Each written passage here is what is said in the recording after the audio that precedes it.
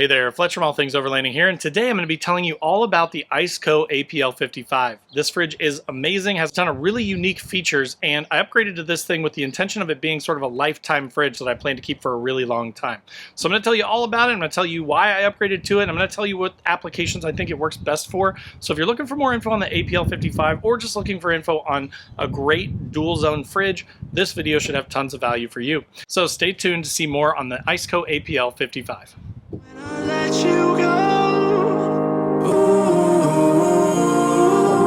I just pull you closer.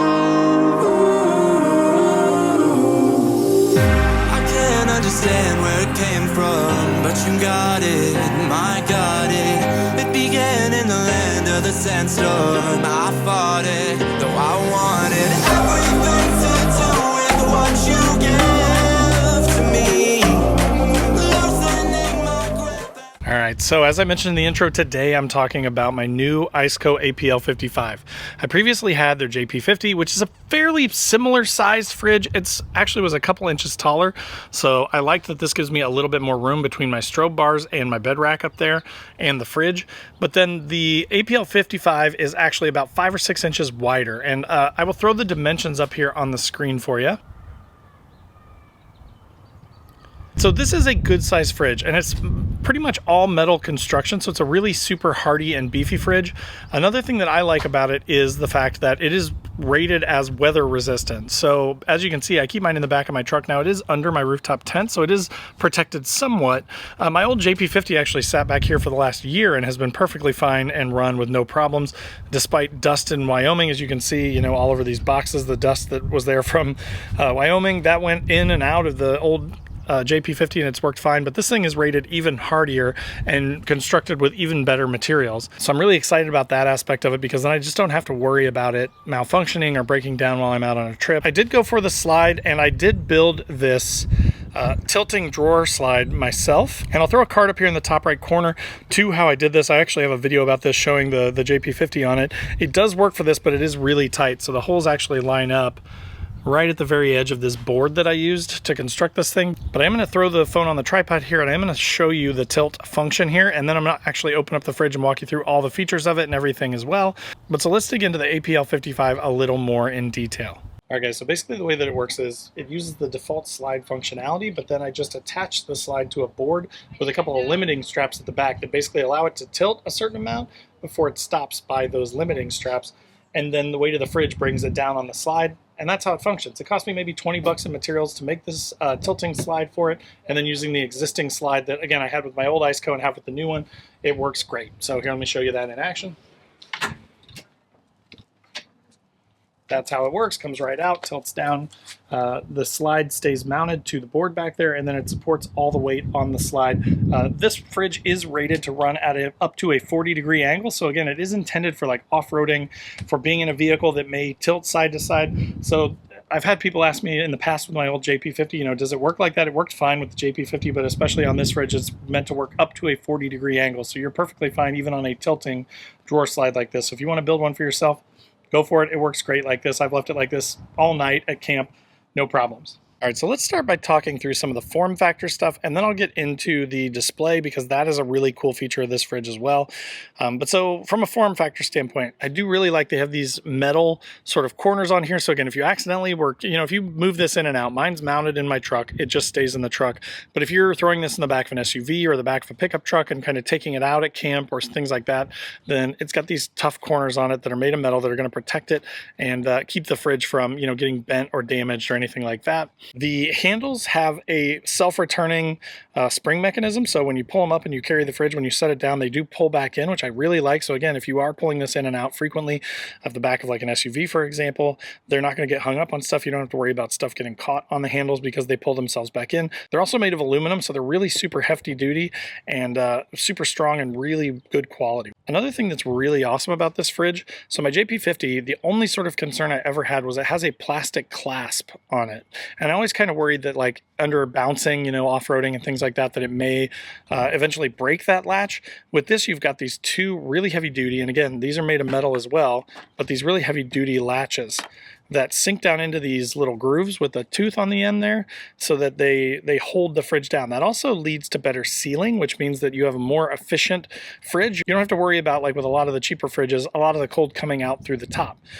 So that being said, let's also look at the interior here. There is this really nice thick black rubber sort of lip on it there, and then they've got this lip down here, so it basically seals down, and then when you seal it with these clamps, they actually pull it down and keep it nice and tight so that it closes perfectly and seals really well with that seal. In addition to the seal being really good, one of the really fascinating things about this, which also kind of explains its size, but the trade-off is added efficiency. All the way around this fridge, there's 2.4 inches of insulation. So as you can see, it's super thick all the way around. The walls are all super thick. And again, the reason for that is that they wanted increased efficiency. So the nice thing about this thing is it is extremely efficient. It runs super quietly. I actually plugged this thing in yesterday and ran it all day yesterday. It's about 60s here, 60, 70 degrees here in Indiana right now. And this thing ran all yesterday from, you know, room temperature warm down to 30. I've got both zones set to 30 right now. It ran that down to 30 really quickly, and then it's held 30 for the last 24 hours, even though it's sitting out in the sun, and it only used 5% of my 200 amp hour battery. And now the solar has topped it back off, so I'm back at like 98, 99%, even after 24 hours of running. So again, the fridge is extremely efficient, which is one of the things that I'm looking for in a fridge, because I don't want to have to worry about how long can I run the fridge, right? That's one of the questions that I see all the time is how long can I run my fridge on a battery pack? I want to just have the most efficient one that I possibly can so that I don't have to worry about it, and the ICECO is definitely that thing. So diving into the control panel here, here's the thing. We are in direct sunlight. And you can see it is a little bit hard to see because we're in the direct sunlight, right? But when I block this just a little bit, you can see this is one of the nicest displays that I've ever seen on a fridge. So you've got your dual zones, it shows you your temperatures, then you've also got your battery protection levels, you've got whether Bluetooth is enabled, you've got whether your audio beeps are enabled, you can see the battery power in here, and then you can adjust the brightness on it, which is a really nice feature. Another thing that's really nice is you've got Eco and Max mode right here. So again, versus a lot of the fridges that I've had where you have to go into the settings and then dive through everything to kind of find the settings that you want, there's a one button push for Eco to Max mode.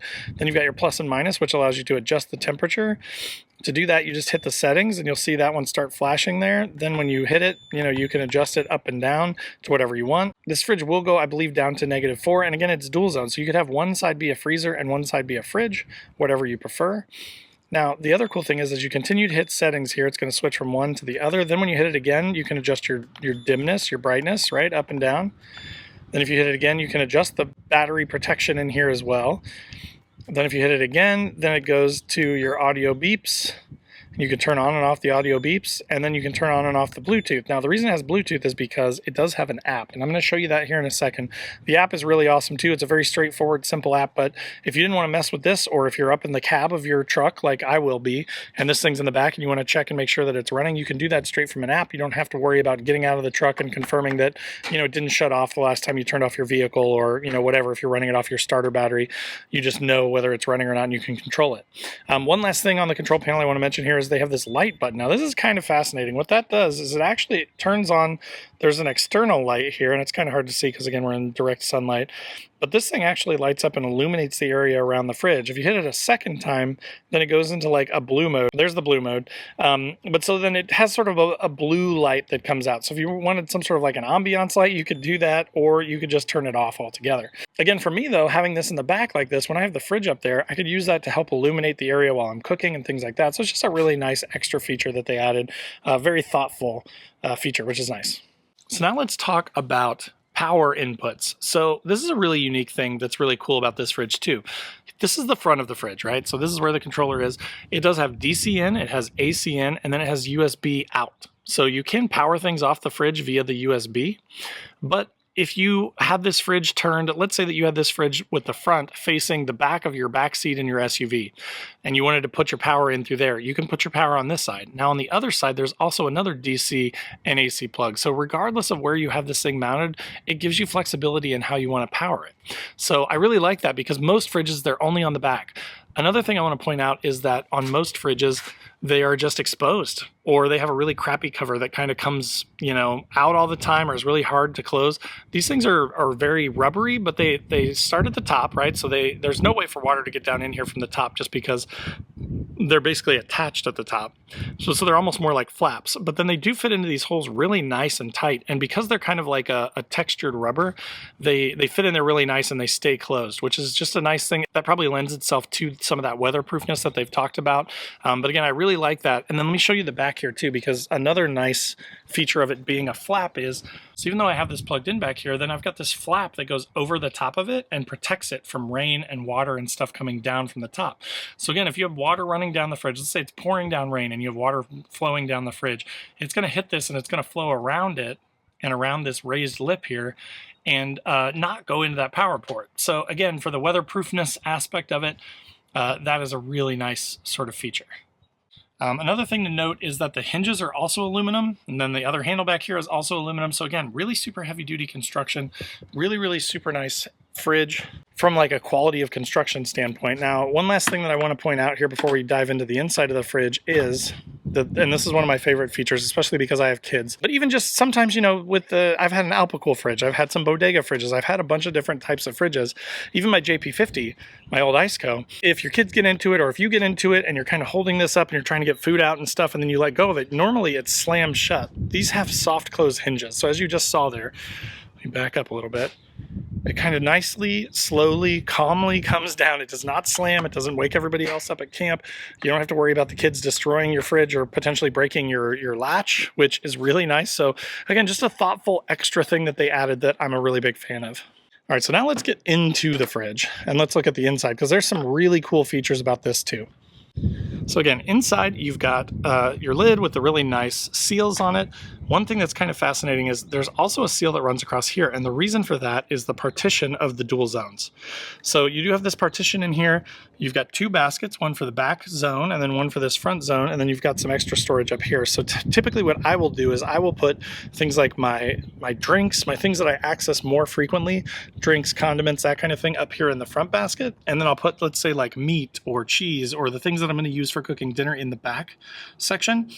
Now, as I showed you, I've got this thing set to 30 and 30, so I'm basically just operating this as one big single zone.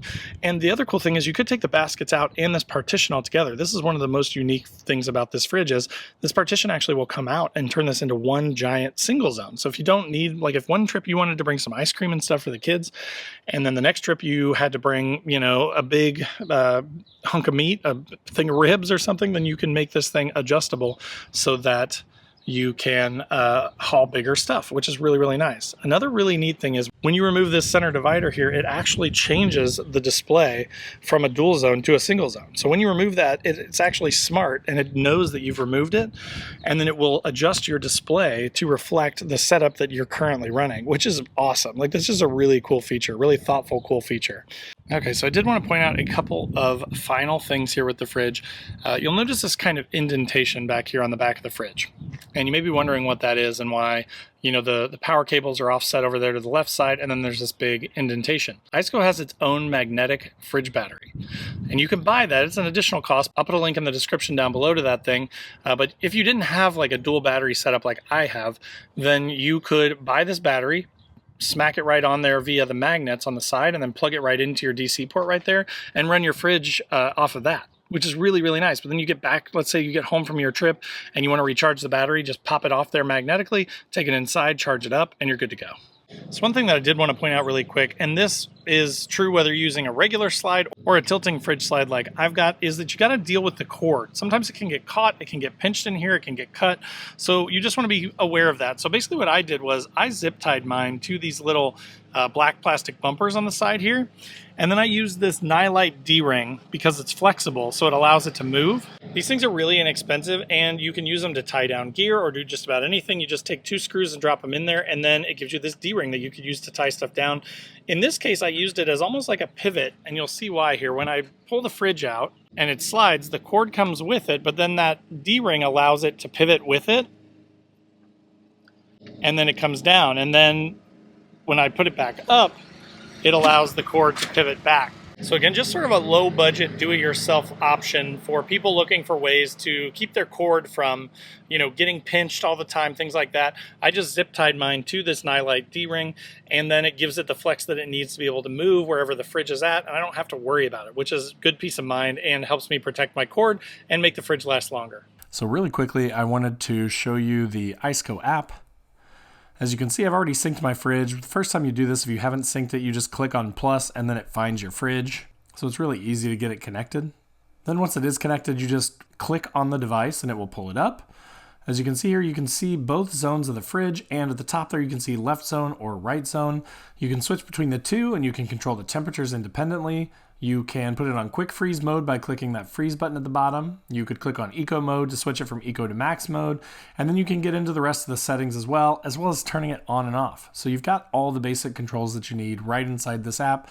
So if you're up front and it's in the back of your vehicle, you can still check on it, make sure that it's working, and adjust temperatures as needed. Now when you click on settings, you're going to see a number of things in here like battery protection. You can change your temperature unit from Fahrenheit to Celsius. You can do device sharing, modify the image and change it to something else if you want. And as I mentioned here, as you can see, you can switch between left and right zone. You can also see whether your Bluetooth is connected at the top and the battery voltage. All right, guys, but that will do it for the ICECO APL55. So I've had, over the last 5 or 6 years that I've been doing this, I've had a number of fridges. My ICECO JP50 has been my favorite, and I've been using that for the last 2.5 years. It's been fantastic. It's super efficient, runs really well. The only thing I didn't like was that it was mostly plastic and the latch was plastic, and that kind of worried me from a longevity standpoint. But again, it's been sitting in the back of my truck under my rooftop tent for the last year with no problems whatsoever. But again, I really wanted the dual zone. I wanted a little bit of additional space to the fridge. I'm a really big fan of the extra insulation. I love the display. I love all the extra features and stuff that come on this fridge. And again, I plan to run this thing for the foreseeable future, 5, 6, 7, 8 years. One thing I forgot to mention is that it does have a 5-year warranty, which is awesome on the compressor, and then a 1-year warranty on all the rest of the parts. So just FYI, they have really good customer service, and they are one of the few fridge companies that you can actually get a hold of on the phone, and they'll help you out with if you have any problems. So again, if you have any questions or anything, post up in the comments down below. I'll put a link to the fridge, to the slide, and then also to my JP50 and that slide before. That's a great option as well if you're looking for something that's a little bit more budget friendly. This is around an $850 fridge. I will put a discount code in the description down below that will hopefully save you a few bucks. If you're looking for one of the best fridges that's a great size to last you for a long time, this is a great option. All right, now down in the description are links to all my other social channels. So again, wherever you want to hang out, I'd love to have you. Feel free to click through those. There's also a link to my website where I've got funny overlanding camping patches and stickers, things like don't burn your wiener and it's a hot dog. So if you're looking for stuff like that to slap on your fridge or slap on your rig or things like that, definitely check those out. Then there's a join button below this video. That's something newer that YouTube is doing that basically allows you kind of a passive way to support the channel, gives you some early access to the videos and things like that. And then of course there's a link to my Patreon page where we've got a 24/7 Discord. We kind of chat all the time about our gear and our rigs. And we also have a call once a month, and then a couple times a year we're going to have trips and things like that. So it's a ton of fun, more of an active way to be engaged with the channel. So if you're looking for something like that, check that out. And then last but not least, there is a link to the Newbie Overlanders Facebook group. Totally free to join. Tons of awesome members. If you're tired of getting bullied in the bigger groups or not being able to learn stuff or ask questions, that may be a good place for you. And we'd love to have you. So again, thanks so much for watching. I hope that was helpful. And if it was, click that like button, and we'll see you next week.